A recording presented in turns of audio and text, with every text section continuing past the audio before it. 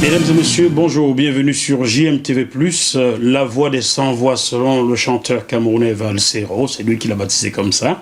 Nous allons aujourd'hui donner la parole à quelqu'un qui a une voix, mais une voix qui tient à la plume, surtout de la presse écrite sur Internet.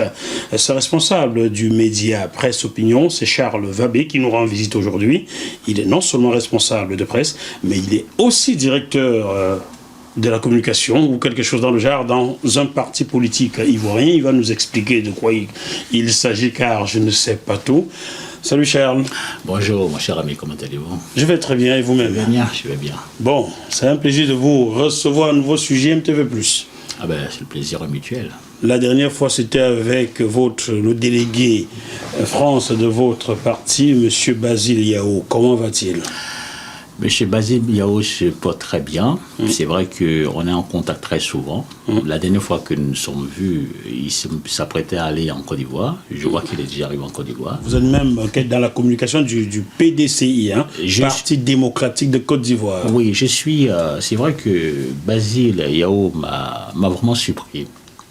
Depuis très longtemps, lors de sa nomination, il m'avait demandé sincèrement de rejoindre son équipe. Bon, après mûre réflexion, je lui ai dit que je gère une presse purement indépendante, même si moi-même, j'ardais bien sûr à l'esprit purement fouettiste depuis mon enfance, mais la plupart de mes journalistes sont purement indépendants.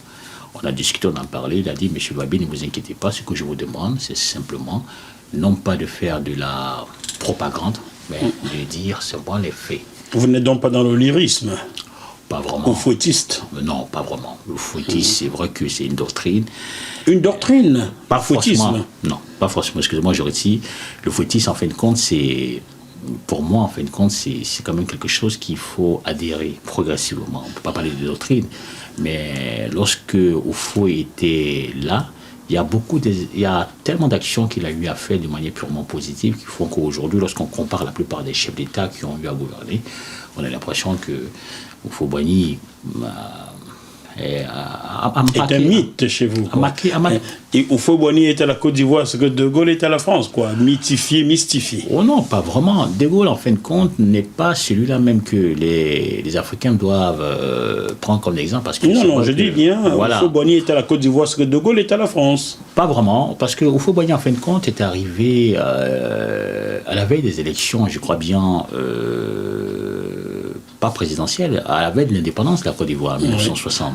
Nous savons parfaitement qu'il était éduqué à la française, mais il avait ce qu'on appelle une culture. La culture, en fin de compte, des grands travaux développés, par exemple, son pays. À l'époque, en fin de compte, il y avait des nationalistes, il y avait le panafricanisme, mais il s'est dit qu'on n'était pas assez nombreux, franchement, pour combattre, je crois bien, l'impérialisme. Quand même, il fallait coopérer avec ceux-là et progressivement... les différentes générations allaient, je crois bien, combattre. Nous sommes arrivés à un certain moment où, en 1990, on a entendu parler des Babo Laurent qui sont venus, peut-être il était temps. Vous avez entendu parler en 1990 le Babo Laurent, mais il existait déjà avant. Bon, je ne suis pas ivoirien, mais je m'informe déjà sur la Côte d'Ivoire. On ne va pas s'attarder longtemps là-dessus, car ce n'est pas le sujet du jour. Vous allez savoir pourquoi vous avez été invité bientôt. Alors, Charles Vabé, vous êtes donc le responsable d'un journal sur Internet appelé Presse Opinion. Avant Presse Opinion, vous collaboriez avec votre frère Christian Vabé, qu'on salue, bonjour Christian, sur Ivoire Business. Pourquoi ces divorces-là? Non, il n'y a pas eu de divorce, et mon frère et moi, nous nous entendons parfaitement. Mais sur le plan professionnel? Non, il n'y a pas eu de divorce sur le plan professionnel, simplement il est arrivé à un certain moment où, depuis qu'on est tout petit, on travaille toujours ensemble, on a même monté une société ensemble, qui s'appelait Force One Sécurité, où on gérait, je crois bien, plus de 80 éléments. Et on a fait beaucoup de choses ensemble. C'est vrai qu'on a combattu le système, enfin on continue de combattre, je crois bien, ce système que nous considérons parfaitement que c'est pas bien pour les Ivoiriens, mais la manière du combat diffère. Il a créé son parti politique, je lui ai dit que c'est très bien, mais moi, en fin de compte, j'ai toujours adhéré, bien sûr, à l'esprit purement fouettiste, et je ne peux pas laisser du jour au lendemain comme ça. Si on est ensemble, il n'y a jamais eu de divorce, il n'y a jamais eu de chose. Mais non, moi, c'est vrai qu'arrivé un certain moment, on a commencé progressivement à avoir des idées différentes. Donc, j'ai décidé, bien sûr, avec pas mal de journalistes de créer un journal. Sinon, Ivoire Business aussi, je fais partie d'Ivoire Business. C'est vrai, de temps en temps qu'on s'appelle, on se donne les informations, il n'y a pas de problème actuellement. On se voit, moi j'en sais pas. Tant mieux, ce serait dommage que les frères Vabé se déchirent, n'est-ce pas? Toute la Côte d'Ivoire en a besoin, n'est-ce pas? Ouais. Bon, on va dire ça comme ça. Et vous cumulez en même temps avec une responsabilité au sein du PDCI Île-de-France. Donc, quel est votre poste au sein du PDCI? Au sein du PDCI Île-de-France, je suis le directeur de presse de la délégation générale de Paris Île-de-France. Ça veut dire quoi? On a décidé, disons, je suis sur le couvert, je crois bien, de délégué général Basile Yao, qui est quand même celui qui couvre, en fin de compte, toute la France, sauf Marseille et Lyon. Il faut remarquer quand même que Basile Yao était resté durant plus de 14 ans dans l'ombre de Mme Roy, qui a fait un travail formidable, mais il est arrivé à un certain moment, pour la reconquête franchement du pouvoir, ils avaient besoin réellement de quelqu'un qui avait l'expérience, la sagesse et qui s'est rassemblé. Et je vais vous dire, le travail qu'il fait, et surtout il écoute tout le monde, il a réussi quelque chose d'incroyable. C'est pas parce que j'adhère bien sûr à ses idées, il a réussi par un tour de magie à rassembler tous les dessus du PDCI, même la société civile, dont le parti, et a tenu un discours en fin de compte encourageant. Et c'est ça, en fin de compte, un vrai chef. La question idéale était quel poste vous occupez? Pas que vous me vantiez les vertus de Basile Yao, vous n'êtes pas ventriloque, rassurez-moi. Non, c'est pas ça. Donc, quand j'aurais besoin que Basile Yao m'explique ce qu'il a fait au sein du PDCI, je l'aurais invité sur ce plateau. On va parler que de vous aujourd'hui. Salut à vous, monsieur Yao Basile. Donc, voilà, vous viendrez parler pour vous. Lui, il faut que chacun prêche pour sa paroisse. Ouais, je le dis parce qu'en fin de compte, le directeur de presse, c'est quand même il faut que les Africains, un jour, arrivent à sortir de ce mythe-là, de cette façon de toujours glorifier le chef. Parlez pour vous.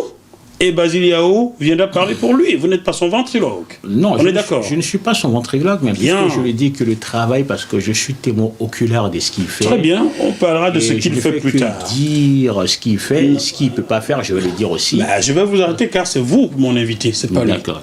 C'est pas Basile Yao. Il sera bientôt invité sur ce plateau. Je vous le promets, chers téléspectateurs de GMTV+, en Côte d'Ivoire, au Bénin, au Togo, au Cameroun, au Gabon. Basile Yao reviendra ici répondre aux questions que vous vous posez, que je me pose, et c'est la démocratie. Et GMTV+, est un média réservé à tout le monde. D'ailleurs, je salue ces téléspectateurs blancs de peau qui m'a écrit ces jours-ci pour me dire que je ne dois pas faire des émissions que pour les Noirs. Il n'y a pas que des Noirs en France. Vous avez parfaitement raison. Je ne me permettrai jamais de me couper de la majorité de la population française qui est blanche. Non, c'est juste que les politiciens français ne sont pas encore enclins à venir sur JMTV+, mais croyez-moi bien que j'en ai invité quelques-uns, je les attends. Tout récemment, vous avez eu Elsa Fossillon, députée des Hauts-de-Seine sur JMTV+. J'ai contacté Marion Maréchal Le Pen, j'attends son accord. Donc, tout le monde viendra. Maintenant, nous allons poursuivre sur l'actualité brûlante, surtout pour l'Afrique francophone. Je ne veux pas exclure les amis nigérians, les frères nigérians. L'Afrique francophone paye lourd tribut dans ce qui se passe aujourd'hui en Libye, l'esclavagisme de l'homme noir. Qu'est-ce que cela vous fait de savoir qu'au XXIe siècle, l'histoire bégaye? L'histoire dans le nord de l'Afrique est retournée 14 siècles en amont. Vous savez, quand vous-même vous posez la question, je sens une amertume en vous aussi. Parce qu'une question comme ça, on se pose réellement, mais comment on peut encore revenir? Une histoire passée durant plus de 14 siècles revient encore sur cette terre. Et des gens qui vivent encore sur cette terre, enfin, qu'on applique à la lettre ce qui s'est passé il y a très longtemps. Pourquoi est-ce que je reviens légèrement sur ça? Vous savez, au temps d'Oufou, il y avait beaucoup de choses qui sont passées à l'époque réellement où Oufou était vivant. Ça, je le rappelle parce que, il y avait des Libanais, il y avait la guerre, franchement, qui s'est passée au Liban. Et Oufou Bagni, dans sa générosité, a demandé, bien sûr, aux Libanais de venir en Côte d'Ivoire. Ces derniers prospèrent en Côte d'Ivoire. Ils ont fait leurs enfants. Et ils sont à l'aise en Côte d'Ivoire. Jamais de la vie, l'Ivoirien n'a pensé dans un premier temps à pouvoir exclure. C'est Libanais. Il y a quand même des Mauritaniens, il y a tout le monde. On a du mal à comprendre que ces mêmes personnes, Libanais, les Mauritaniens et je pense que les Libyens, parce que les Libyens... Il y a les Algériens, les Marocains. Ceux-là, par rapport bien sûr à ce qu'on leur donne, voici ce qu'eux nous redonnent. On traite d'esclaves, on traite de mendiants. Simplement parce qu'il y a des frais par rapport bien sûr à la politique de les pays. Ils décident franchement d'aller voir de l'autre côté. Pour tenter les chances, on le bloque bien sûr dans le désert. Et ce qu'on demande, c'est qu'eux ils demandent, c'est enfin qu'on les vend aux enchères. Mais je me pose la question. J'ai écouté le discours d'Alpha Blondy et j'ai applaudi Alpha Blondy lorsqu'il dit il est quand même très important de manifester franchement devant toutes les ambassades. Moi, je vais encore plus loin. Je demande bien sûr aux Ivoiriens de regarder bien sûr les Libanais et les Mauritaniens comment est-ce qu'ils gèrent aussi leurs entreprises et d'avoir un œil aussi. Parce qu'il faut parler le même langage de violence pour qu'on puisse se faire entendre. Comment vous pouvez aujourd'hui, au XXIe siècle, accepter l'esclavage et on essaie de modérer ça, l'esclavage moderne. Mais attends, ça veut dire quoi ça? Pourtant, il y a quand même pas mal de Libanais et des Libyens qui vivent en Côte d'Ivoire. Le message, en fait, doit être aussi mutuel. Attention, vous pouvez retrouver à la CPI demain accusé comme Charles Blé Goudé d'avoir appelé au lynchage de qui que ce soit en Côte d'Ivoire. On n'appelle Donc attention, pas. La Cour pénale, surtout si Nicolas Sarkozy s'y met, on demande aujourd'hui aux Africains de prendre leurs responsabilités. On nous a toujours dit qu'un pays n'a pas d'amis, un pays n'a que des intérêts. Nous, on accueille des gens qui prospèrent chez nous, aujourd'hui qui emploient. Et ces mêmes personnes, lorsqu'il faut traverser, ne serait-ce que traverser les pays pour aller de l'autre côté, on nous bloque et on nous vend. Et personne ne parle de ça. On ne voit même pas des Libanais ivoiriens, des Libyens qui vivent en Côte d'Ivoire manifester et dénoncer réellement ça. Ils se taisent dans les petits trucs, ils se disent non, on ne doit absolument rien avoir. Ah bon, vous avez absolument rien à voir? Regarde comment est-ce qu'on nous traite. Et ça vous dit absolument rien. Vous êtes en Côte d'Ivoire. Je demande aux Ivoiriens aussi de prendre leurs responsabilités. Ce n'est pas méchant. Alpha Blondy l'a dit. On peut marcher franchement sans violence. On peut revendiquer sans violence. Et c'est important aussi qu'on parle le même langage. L'esclavage s'est arrêté simplement parce que le noir a parlé le même langage avec le blanc. Raison pour laquelle c'est arrêté. Sinon, tant qu'on ne parlera pas franchement ce même langage, je suis sûr et certain que jusqu'à présent, ils allaient continuer. Donc pour moi, je pense que c'est un problème qui va vite se régler. Surtout. Et il y a d'autres personnes encore, et ce qui est quand même malheureux, il y a des gens en fin de compte qui se lancent dans la politique. Je vais parler bien sûr de ce dernier Libanais qui a insulté le président Alassane Ouattara d'étranger. Vous vous rendez compte? Vous parlez de qui? Bon, j'ai pas envie de dire son nom. Si vous évoquez le problème, dites qui a insulté. Je ne suis pas au courant.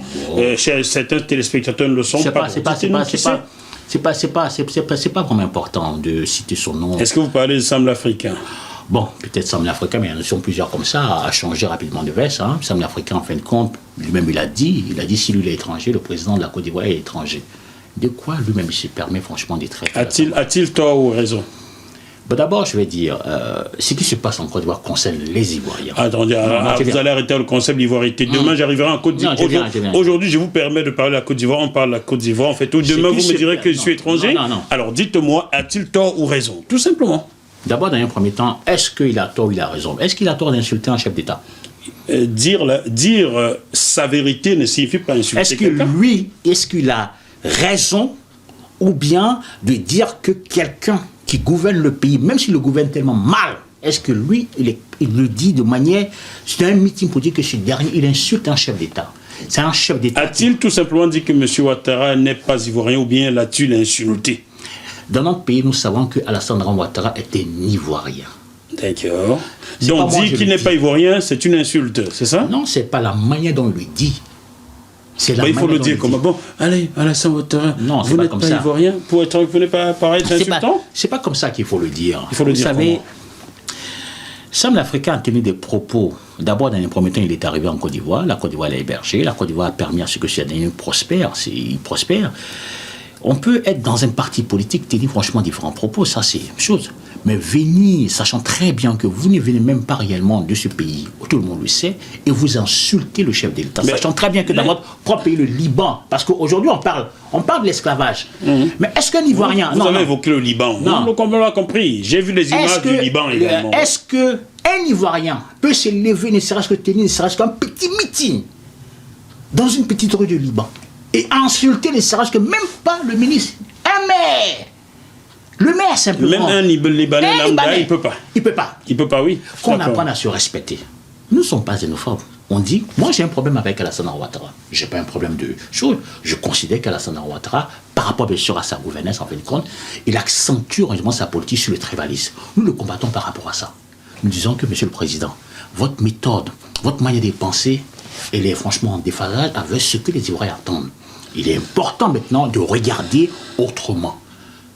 Mais cautionner, bien sûr, quelqu'un, un étranger, le surplus n'est même pas dans blanc encore qui vient, cautionner ça pour dire oui, bah, comme il appartient à un parti politique, il a le droit d'insulter. Non. Est-ce que moi, le noir, j'ai le droit de dire que M. Ouattara n'est pas ivoirien?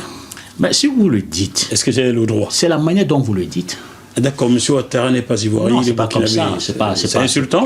C'est pas. Nous savons parfaitement que le problème de la nationalité du président Alassane Ouattara est un problème qui a créé la confusion en Côte d'Ivoire. On sait de toute façon que le président Alassane Ouattara est arrivé, je ne veux pas encore revenir sur l'histoire, lorsqu'il est arrivé, mais ce qui est sûr et certain, c'est que nombreux écrits sont là, ils disent clairement que le président Alassane Ouattara était un Ivoirien de Dibokro, il est né en Côte d'Ivoire, c'est vrai qu'il a fait ses études un tout petit peu partout, il a eu des passeports un peu différents, mais ce qui est sûr et certain, son petit frère qui vit, lui qu'on appelle photocopie, est ivoirien.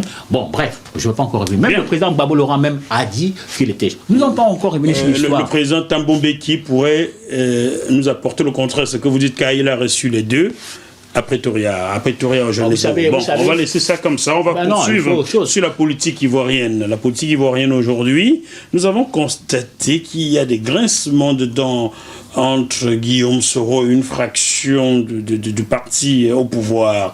Qu'est-ce que vous en savez? Qu'est-ce que vous nous en dire? Parlez-nous de Soro Guillaume aujourd'hui. Bah, vous savez, il y a deux générations en ce moment qui gèrent le pouvoir de la Côte d'Ivoire. Il y a une génération sortant réellement de l'université, du syndicat de l'université qu'on appelle FESIS, et puis il y a quand même une autre génération de temps ancien en quelque sorte, donc c'est-à-dire en fin de compte qui ont eu de l'esprit où on ne conteste pas. Et cette génération a un problème. On a vu que Guillaume Soro, par rapport bien sûr a pris beaucoup de risques, parce qu'il faut rappeler quand même que Guillaume Soro bien sûr a revendiqué une rébellion qui a coûté bien sûr la mort à plus de 400 personnes. Guillaume Soro a eu à revendiquer une rébellion. Une rébellion qui a coûté la mort, bien sûr, à plus de 400 personnes de mi-journée. C'est même Guillaume Soro, il faut le dire, 400 personnes ont été massacrées en 2002, on a vu 60 gendarmes ont été massacrés, on a vu, bien sûr, des villages ont été... Et c'est un jeune de 29 ans à cette époque. On ne sait pas ce qui s'est passé, il a pris sur lui la lourde responsabilité. Mais ce qui est étonnant dans cette affaire, c'est qu'après avoir pris la lourde responsabilité, on a vu aussi, on a entendu que les seigneurs de guerre, je vais parler bien sûr de Ouattaro, ces derniers sont venus sur la place publique de Boaké, dit clairement que ce n'est pas Guillaume Soro qui a financé la rébellion, que c'est Alassane Dramane Ouattara qui a eu à financer cette rébellion en raison des 25 millions. Jusqu'à présent, il n'y a pas eu un démenti. Ce qu'il faut comprendre, c'est qu'il y a un jeune homme, en fin de compte, comme Ouattara le dit, qui a pris les risques et qui souhaitera avoir, par exemple, dans le gâteau national, quand même, ça part, en fin de compte, du repartage, en quelque sorte. Et on voit que la Côte d'Ivoire est dans un gâteau. Ben, moi, j'ai toujours considéré que la Côte d'Ivoire était comme un gâteau au temps de la rébellion. Vous avez apporté une portion pour moi, là? Non, j'ai pas encore eu. Moi, j'aimerais bien bouffer de la Côte d'Ivoire. On arrive à un certain moment où cette génération formée à l'université d'Abidjan conteste maintenant progressivement le désordre instauré par le pouvoir d'Alassane Ouattara, parce qu'Alassane Ouattara vient bien sûr avec son pouvoir de 1990, expliquant naturellement que lui, il est venu en fait comme pour favoriser les gens du Nord. Et il applique cette politique. Vous voyez, au fil du temps, ça commence à mal faire. L'insécurité est tellement grandissante en Côte d'Ivoire. On a vu les 12... Je vous demande de parler de Guillaume Soro. Hein? Non, je parle. Vous me demandez de parler de Guillaume Soro et Alassane Ouattara. Non, Guillaume Soro. Non, ok, on parle les deux comme ça, voilà. C'est de la question qui donc, en fait, il y a eu quelque chose. Donc, progressivement, puisque Alassane Ouattara ne veut pas entendre raison, il y a eu beaucoup de choses qui sont passées. Il y a quand même une insécurité, franchement, qui est grandissante. On a vu une mutinerie qui a déstabilisé le pouvoir je crois bien, de Ouattara. On a entendu aussi Guillaume Soro, surtout dans les malversations du Burkina Faso. Son nom est sorti là-bas en tant que mandat international. Dans les malversations où on parle franchement que ce dernier... J'ai écouté ses échanges avec mon ami Djibril Bassolé. Voilà. On a entendu aussi à Paris ici mandat international qui a été effacé. Et ce qu'on a du mal à comprendre, comment cela se fait que jusqu'à preuve du contraire, M. Guillaume Soro est dans cette dynamique où son nom, en fin de compte, sort... Partout et en tâche en fin de compte. Et curieusement, il n'y a que Laurent Gbagbo et Blé Goudé qui sont à la Cour pénale internationale. Oui, curieusement. Cela vous étonne? Mais ça, vous savez, lorsque un pouvoir... Non, moi je ne sais pas. Je vous pose la question. Je ne sais pas. Un pouvoir qui arrive dans des conditions purement bizarres et prend... Parce qu'il faut rappeler quand même qu'il y a eu des élections en Côte d'Ivoire. Jusqu'en 2011, il y a eu des élections. Moi, je vais vous dire, j'ai travaillé pour le pouvoir de Gbagbo Laurent. Pour la première dame, je faisais des missions, ça, je ne l'ai pas gâché. Et il y a eu tellement de confusion par rapport à celui qui a gagné les élections. Mais nous savons qui a gagné la guerre. C'est Alassane Ouattara qui a gagné la guerre. Et qui a gagné les élections? Il y a un grand point d'interrogation qui a gagné vraiment les élections. Pardon? Il y a vraiment un grand point d'interrogation qui a gagné les élections. Ah, donc vous ne savez pas encore qui a gagné les élections? Parce que dans un premier temps, qui a gagné les élections? Parce que s'il y avait quelqu'un qui avait réellement gagné les élections, il y avait quelqu'un qui devait accepter le résultat des élections. Qui aurait dû accepter les résultats des élections pour vous? Écoutez, moi, j'ai voté comme tout le monde. Je ne vous demande pas qui vous a voté. Écoutez, ça ne regarde que vous. Mais pour vous, franchement, vous êtes un homme politique. Et même en politique, on peut être quelquefois honnête, n'est-ce pas? En politique, on peut quelquefois être honnête, vrai ou faux? Est-ce qu'on tire un tout petit peu sur quelque chose de malhonnête en ce moment? Non, on ne tire pas. En politique, peut-on être honnête quelquefois? Oui, bien sûr, on peut être honnête. Bien. Pour vous qui avez gagné les élections en Côte d'Ivoire en 2010. Est-ce que c'est à moi de dire qui a gagné les élections? Pour vous. J'ai dit pour vous. Non, je viens. Je m'appuie sur le Conseil constitutionnel. Bien. Respectez-vous le Conseil constitutionnel de votre pays? On le respecte. Qu'est-ce que ce Conseil constitutionnel a déclaré? Le Conseil constitutionnel avait dit auparavant que c'était Gbagbo Laurent qui avait gagné. Ce même Conseil constitutionnel... Auparavant? Bien sûr. Ce même Conseil constitutionnel est venu se dédier devant le monde entier pour dire qu'il s'est trompé, qu'il demande pardon, que c'est Alassane Ouattara qui a gagné. C'est le même Conseil qui s'est tenu dans un hôtel, visiblement. Non, c'est pas tenu dans un hôtel. Le second, là. C'est d'abord, dans un premier temps, qu'il y a eu une proclamation des résultats qui s'est tenue dans un hôtel par Youssouf Bakayoko. Le Conseil constitutionnel est venu directement honorer Gbagbo Laurent en direct à la télévision. Et l'investir en plus. L'investir. Lorsque Gbagbo Laurent fut battu par les armes, le même Conseil constitutionnel... Par les armes, pas par les urnes.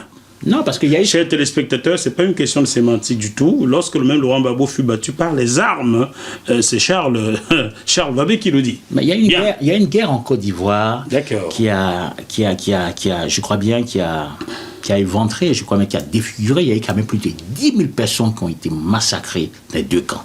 Les deux camps. Mais il y a un seul camp qui est à la haie, l'autre camp est au pouvoir. Et ça, franchement, c'est déplorable. Ça fait quand même zarbi, votre pays. Il va avoir, les deux camps devaient se trouver à la haie, mais le président Alassane Ouattara a dit que, vu que la Côte d'Ivoire fut défigurée, il n'y avait pas de justice, raison pour laquelle il y a simplement Gbagbo Laurent avait le goût de dire, lui, c'est une explication, et les autres, en fin de compte, seront jugés en Côte d'Ivoire. Mais jusqu'à preuve de contraire, ça fait combien d'années, nous attendons ne serait-ce que le jugement d'un seul seigneur de guerre, et il n'y en a pas.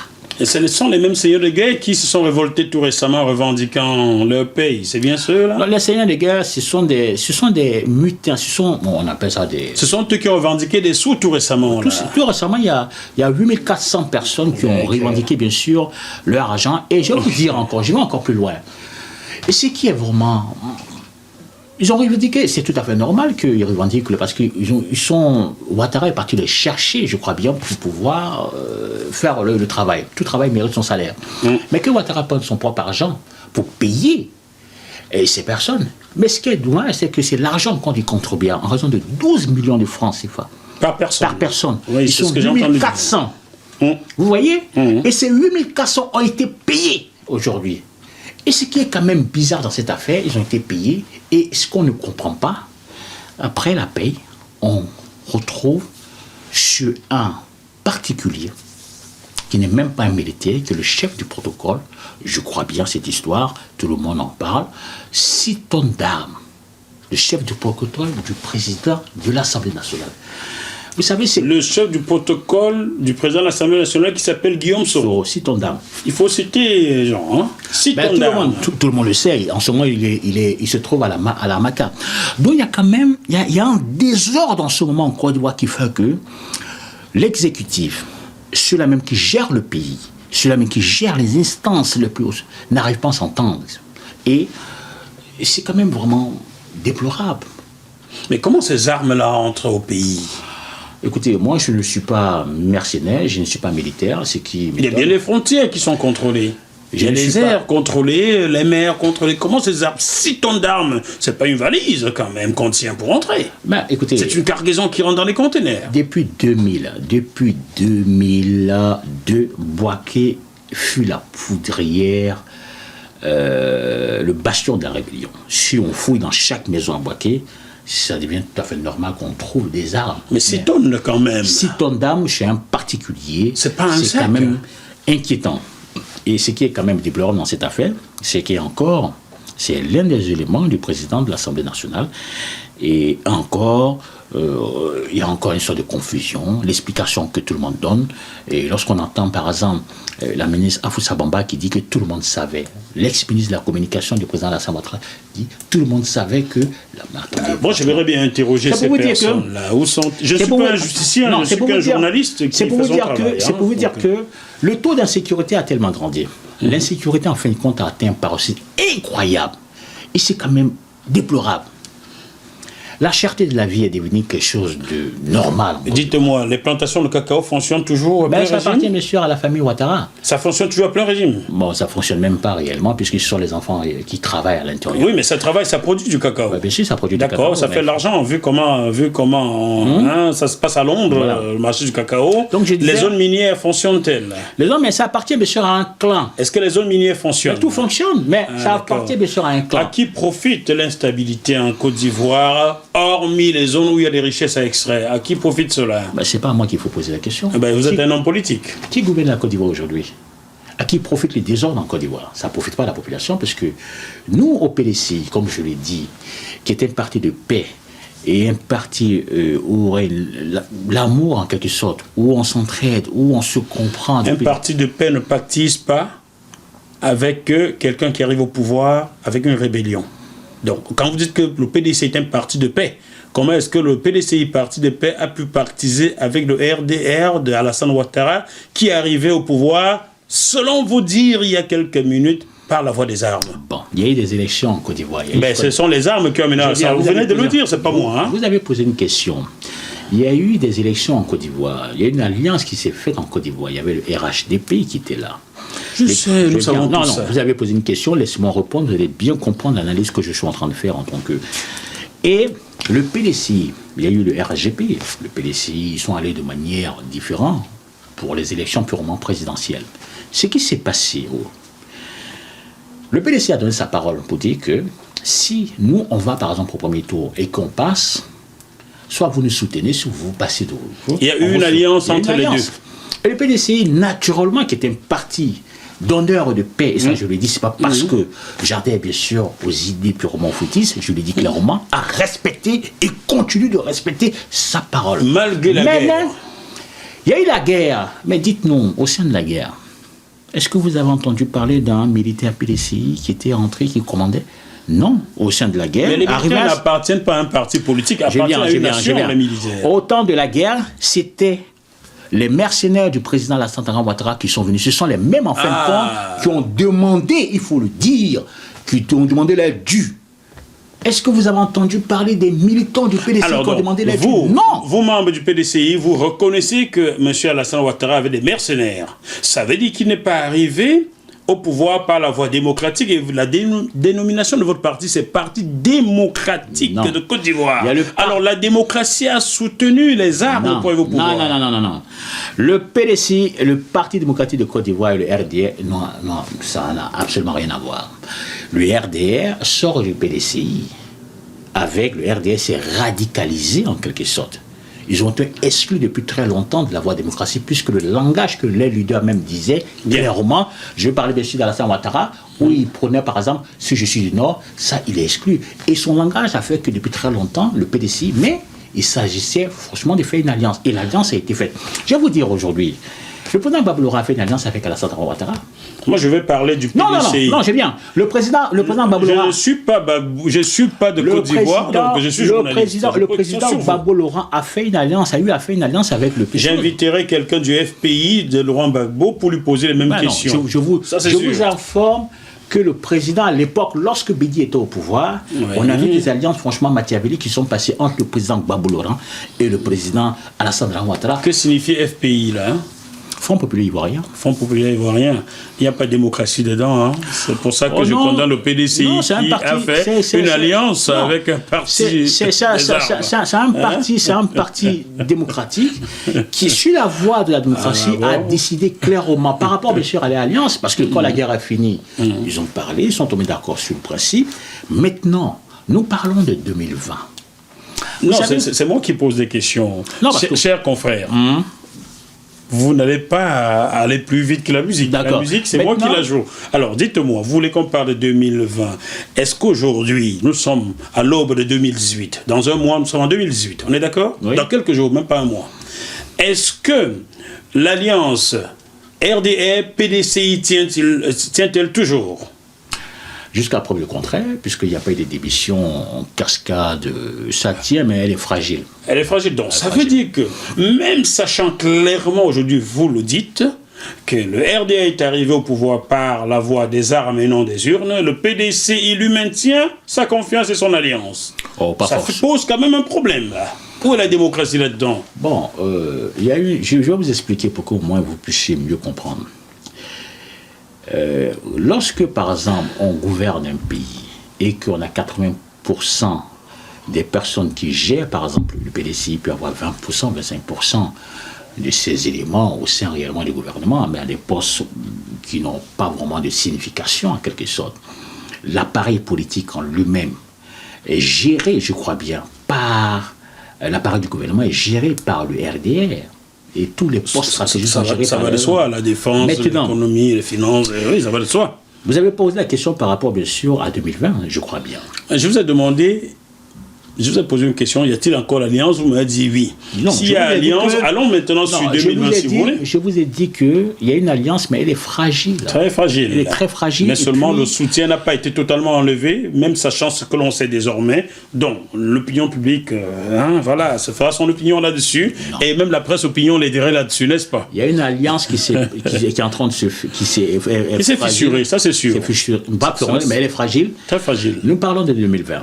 Oui, il faut rappeler bien sûr que le président Bédi, et ça il faut le dire de manière honnête, le président Bédi, c'est vrai que c'est un visionnaire. C'est quand même quelqu'un qui a la tête sur les épaules, les pieds sur terre, qui sait ce qu'il fait, qui sait où il va. Le président Bédi avait pris sur lui la lourde responsabilité en 2015, en fin de compte, d'aller contre la décision du Congrès pour respecter sa parole d'honneur, c'est-à-dire que de ne même pas que le parti du PDCI puisse se présenter aux élections présidentielles et pour donner sa confiance totale, bien sûr, je crois bien, au président Alassane Ouattara. Je viens. Vous voyez, c'est pourquoi on dit parfois la parole vaut mieux qu'une signature. Le président Bédié, c'est un père que tout le monde connaît, c'est un père politique. C'est tout à son honneur. D'ailleurs, je lui ai serré la main tout récemment. Bien sûr. C'est tout à son honneur d'avoir respecté la parole. Voilà. Et aujourd'hui, cette parole tient toujours. Il a dit au président Alassane Ouattara, moi, j'ai respecté ma parole. J'ai pris les taureaux par les cornes. Je me suis fait insulter. Bon, pas de manière vulgaire, c'est-à-dire, vous savez, en termes africains, lorsqu'on dit on insulte un père, c'est-à-dire qu'il y a eu des enfants qui ont été mécontents. Voilà, ils n'ont pas mécontents, qui sont pris pour chose. Il y avait. Mais il est important que vous, en fin de compte, vous respectez votre parole. On a vu les discours. On a vu la manière dont le RDA lui-même a pour habitude ne pas respecter sa propre parole. Nous sommes tenus par le temps, nous allons aller droit au but. Aujourd'hui, quelles sont les raisons qui vous poussent à penser qu'en 2020, le PDCI reviendra aux affaires? Je vais vous dire, la Côte d'Ivoire, en fin de compte, lorsque j'ai été en Côte d'Ivoire, et tous les jours, je vais même de la Côte d'Ivoire, il y a quelques... Moi, j'aimerais bien y aller, moi. Mais vous aviez promis de m'inviter en Côte d'Ivoire. J'attends toujours comme les chrétiens attendent Jésus. Ça arrive quand l'invitation? Bon, ça sera... Monsieur Basiliao, Monsieur Maurice Kakoué, c'est ça? On parlera de ça après. Non, si on parle devant les caméras. Le numéro 2 du PDC, c'est bien Monsieur Maurice Dikaoué. Vous avez pris Monsieur Dikaoué en interview, bien sûr. Tout à fait, bien sûr. Alors, ça arrive qu'on a une interview. Il a dit qu'il allait faire le nécessaire pour qu'au moins, en fin de compte, vous voyez franchement la Côte d'Ivoire. Je veux la voir, moi, j'adore ce pays que je connais pas. Ce que je disais, c'est que la Côte d'Ivoire aujourd'hui, du nord au sud, de l'est à l'ouest, j'ai eu cette chance de parcourir cette Côte d'Ivoire en profondeur. La Côte d'Ivoire est défigurée. La Côte d'Ivoire, on le sait, mais quelles sont les raisons qui vous poussent à penser que le PDCI reviendra, le PDCI et non un autre parti reviendra aux affaires en 2020? Laissez-moi vous expliquer.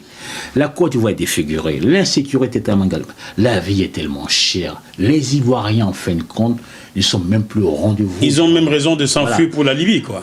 Bon, parfois d'autres s'enfuient. Aujourd'hui, le PDCI est devenu un parti de confiance avec M. Henri Konan Bédié. Et je vais encore plus loin, je vous le dis. Le président Henri Konan Bédié, qui est un visionnaire, moi je lui demande sincèrement qu'il se présente. Il y a au Basile, en fin de compte, le délégué général, avec l'ensemble des militants, souhaitent en toute sincérité que ce soit lui qui se présente, puisqu'il incarne maintenant. Tout le monde va le voir lorsqu'il y a un petit problème. Il incarne la sagesse, il incarne la tolérance et l'amour de son prochain. Au sein même du FPI, au sein même du RDR et au sein même de sa propre maison politique. Vous voyez un peu ce que je veux dire. Et grâce bien sûr à ce président Henri Konan Bédié, il y a aussi une scène de paix. Sorogum a eu des difficultés avec Alassane Dramane Ouattara, qui est allé voir.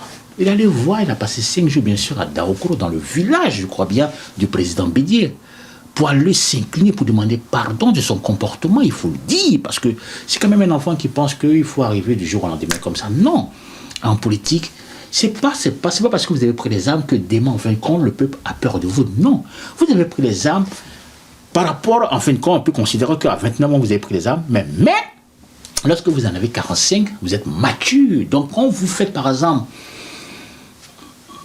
ce qu'on appelle ça, l'histoire, votre biographie, vous vous rendez compte qu'il y a des erreurs qui ont été faites, il ne faut plus faire. Et Bédié lui dit ça tous les jours.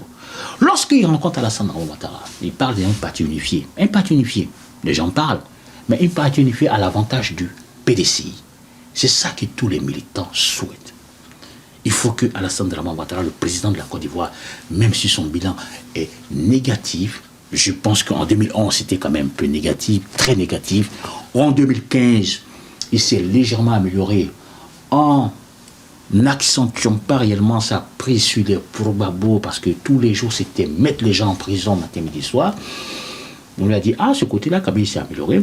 Il a lancé les grands travaux, c'est-à-dire les grands travaux par rapport aux routes, des choses.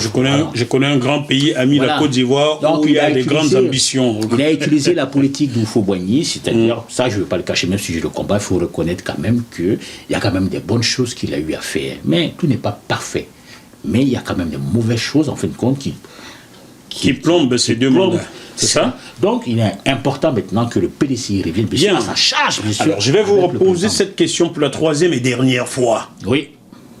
Qu'est-ce qui vous fait penser qu'en 2020, dans moins de 2 ans, par là, dans 2 ans, oui, c'est le PDCI qui reviendra aux affaires et non un autre parti politique? Qu'est-ce qui vous fait penser cela? C'est la sagesse d'Henri Konan Bédié?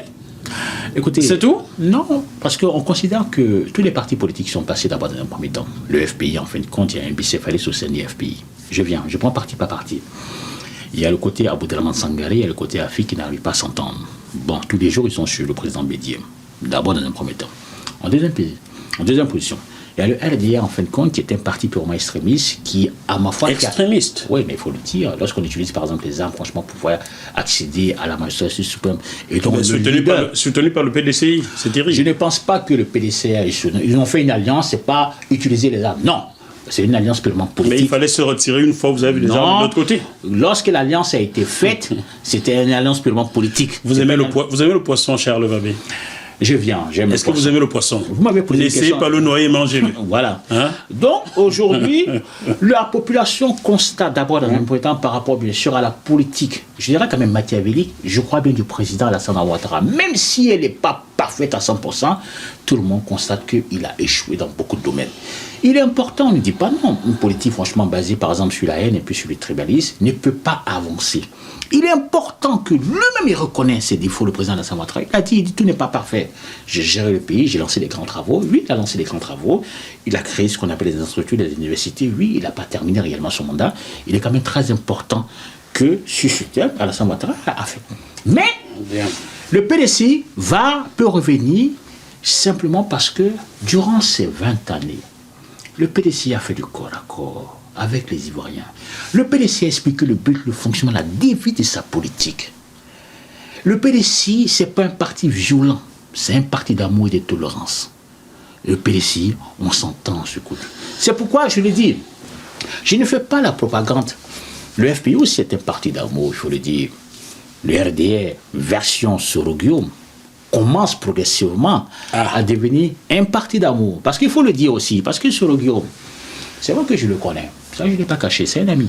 Il y a longtemps que je souhaite l'avoir en interview, mais M. Soro-Guillaume semble inaccessible. On a tout fait, il est inaccessible. Soro-Guillaume, c'est un ami. Et je le connais, je ne le cache pas. Et je dis à M. Soro-Guillaume, je dis, il me serait très difficile pour vous, M. Soro-Guillaume, d'avoir le parti en main. Puisque vous n'êtes pas une formation du président Alassane Dramane Ouattara. Vous êtes une formation depuis l'université. D'Henri Konan Bédié. Non, du président Gbagbo Laurent. Ah bon? Oui, bien sûr, depuis la FEICI, en quelque sorte. Quelles que soient les divergences purement politiques, vous n'êtes pas un homme de droite, vous avez un cœur de gauche, et peut-être un comportement de droite. Vous voyez un peu ce que... Ça fait du Laurent Fabius, là. Voilà. Donc, cela le dit parfaitement que... Fabius n'a que le sang contaminé dans les mains et pas les armes. Donc. Vous vous retrouvez seul. On a vu les gestes que vous avez faits en compte, bien sûr, je crois bien, des probables. On a vu le discours lorsque vous avez décrété, bien sûr. Bien. Je viens, laissez-moi terminer. Alors, mais si vous prenez tout le temps, en télévision, on est tenu par le temps. Voilà. Donc, ma question, vous ne me donnez pas de réponse. Voilà. Vous avez décrété... Non, je vous ai donné la réponse. Lorsque vous avez décrété, bien sûr, à l'Assemblée nationale, je crois bien qu'il est temps qu'on se parle. J'ai vu en Soro-Guillaume, qui était un ami, que c'était un homme de gauche. Et je l'avais dit à Dieu toujours. C'est vrai, Ouattara n'a jamais décrété qu'il voulait faire la paix. Et vous prenez les devants. On a vu les conséquences où le président Ouattara s'est mis à licencier, chasser tous ses amis. Tous les pourceaux, les amis à chasser. Alors, on va revenir sur la bonne question. Donnez-moi une réponse, parce que vous me perdez du temps. Ou je publierai votre sujet sans votre réponse. Pourquoi pensez-vous que le PDCI reviendra aux affaires dans 2 ans et non une autre formation politique? Allez droit au but. Parce que le PDC en lui-même a réussi à tisser des alliances avec tout le monde de manière... Ah, ben voilà, enfin, vous dites quelque chose. Parce que le PDC, non, des alliances, ça veut dire quoi? Encore d'autres alliances. Hier, c'était le RDR. Aujourd'hui, c'est avec qui? Le PDC considère qu'il est temps maintenant, parce qu'un seul parti ne peut pas gagner les élections purement présidentielles en Côte d'Ivoire.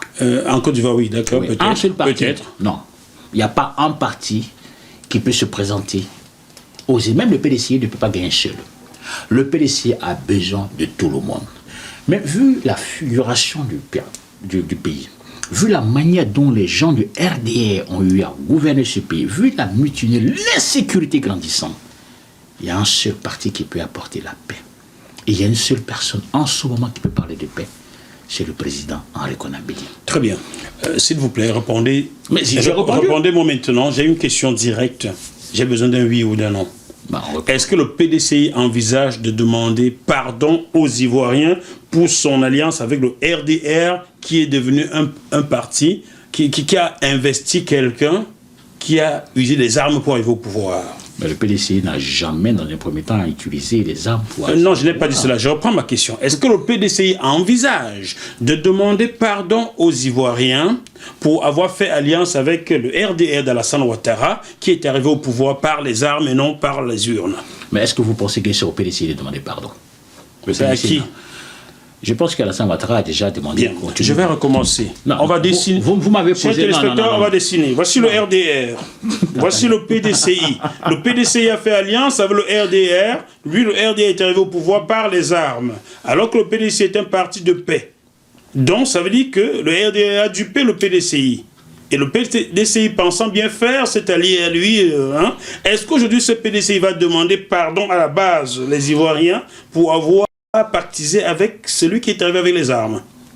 Ben, vous voulez que je vous réponde, non? Donc laissez-moi vous répondre. Ben, répondez. Voilà. Je vous explique quelque chose. Ouais. Voilà. Le PDCI n'a jamais revendiqué une rébellion. Le PDCI Je suis d'accord avec vous là-dessus. n'a jamais revendiqué une rébellion. D'accord. Avant qu'il y ait la crise, le PDCI avait déjà, même à Paris, avait fait alliance et créé ce qu'on appelle le RHDP. Les deux vivaient voilà. ici. M. Conan Bédié et M. Ouattara vivaient ici en France. Lorsqu'il y a eu la crise, oui. par rapport bien sûr aux résultats des élections purement présidentielles, oui. il y a eu un parti politique, oui. non pas le RHDP qui s'est mis contre le président Babou-Laurent, il y a eu simplement le RDR, n'est-ce pas? Un parti politique. Lequel? Qui s'appelle le RDR, dirigé par Alassane Ouattara lui-même en personne, qui a décidé d'aller attaquer le président par les armes, n'est-ce pas? Maintenant, en utilisant des armes. En utilisant les moyens illégaux qu'il avait à sa disposition. En utilisant des armes, oui ou non? Mais des armes. Bon, ils se sont vous battus. êtes donc d'accord. En utilisant des armes, pourtant la démocratie veut qu'on y arrive par les urnes. On est d'accord? Je ne suis pas du RDR. Pourquoi en ce moment le PDCI n'a pas résilié son alliance avec le RDR une fois que le PDCI a su que M. Alassane Ouattara a utilisé des moyens illégaux? J'emprunte vos mots. Pourquoi le PDCI n'a pas rompu cette alliance-là officiellement? L'alliance qui s'est passée, pour dire pourquoi, il y a eu une alliance qui s'est passée au RHDP.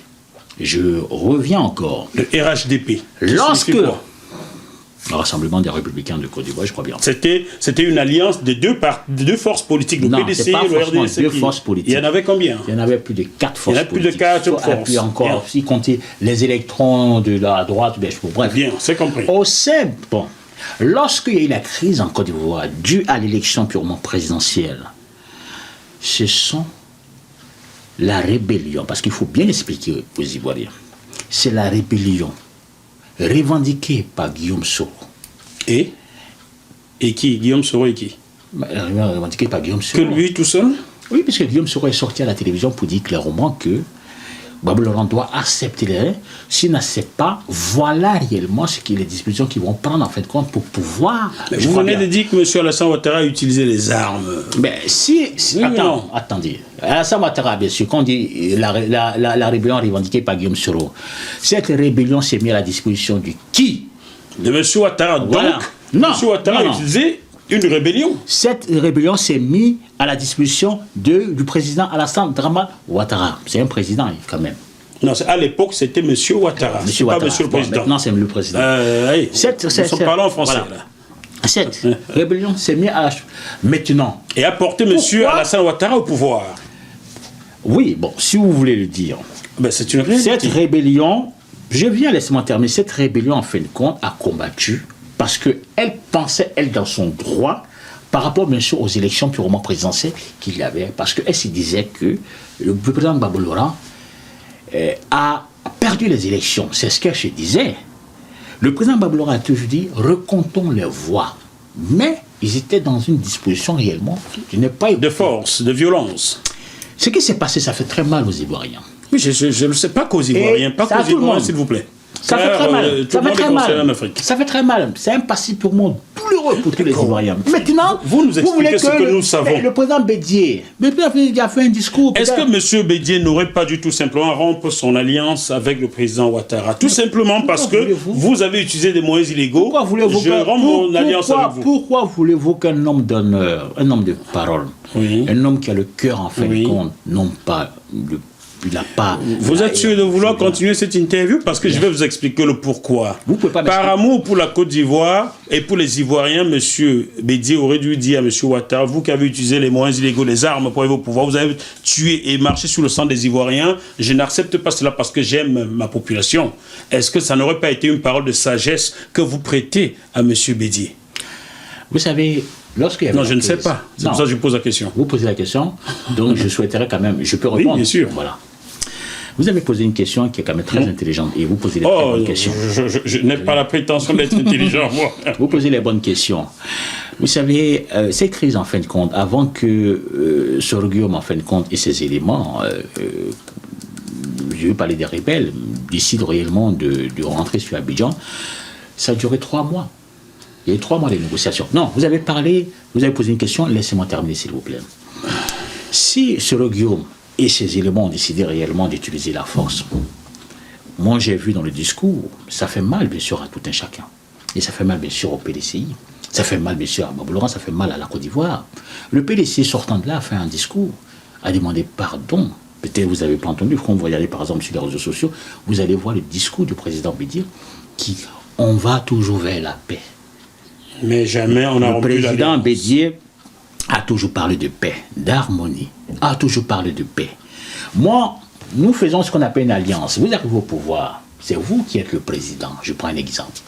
Moi, j'ai dit à mes éléments de vous conduire au pouvoir par la voie démocratique. Vous avez utilisé une autre méthode. Une autre méthode. Alors, je me désolidarise de vous. Lorsque vous arrivez au pouvoir, votre méthode, en fin de compte, ne séduit pas. C'est pas parce que vous avez une manière de vous comporter qu'automatiquement, vous en parlez d'un parti politique. N'avez-vous pas peur que les électeurs ivoiriens fassent payer cela au PDCI, son manque de non-résiliation de l'alliance avec le parti qui est arrivé au pouvoir par les armes?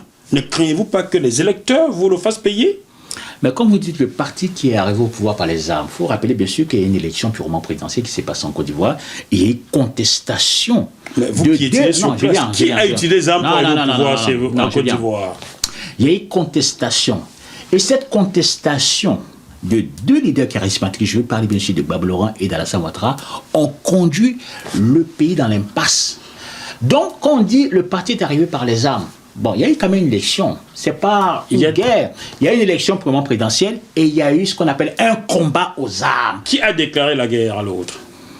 Je ne peux pas vous dire qui a déclaré la guerre à l'autre. Qui a utilisé une rébellion et des mercenaires selon vous, toujours? Non, je ne peux pas vous dire qui a déclaré. Je peux vous dire simplement qu'en 2002, parce que vous posez 2 questions à la fois, je peux vous dire qu'en 2002, il y a une rébellion qui a été revendiquée par Guillaume Soro. Oui. Et cette rébellion en elle-même, progressivement, par rapport bien sûr à des accords qui ont été faits, il y avait l'accord de Pretoria, plusieurs accords, progressivement, ils sont allés pour... il y a eu beaucoup de choses qui sont passées. Voilà. Okay. Maintenant, qui on ne peut pas. Chers amis ivoiriens, vous avez compris que si demain, le président Bédier remporte démocratiquement les élections en Côte d'Ivoire, une faction peut recruter des mercenaires, prendre des armes et dire « Vous n'avez pas gagné, monsieur Bédier, nous allons récupérer le pouvoir et on ouvre les armes. » Et vous serez d'accord avec? Non. Car c'est ce que vous semblez dire. Ne prenez pas... Ah ben attendez, soyez cohérent, Charles Vabé. Ne prenez pas les spectateurs, non. Moi, je parle de mon parti, le PDCI, qui est un parti digne.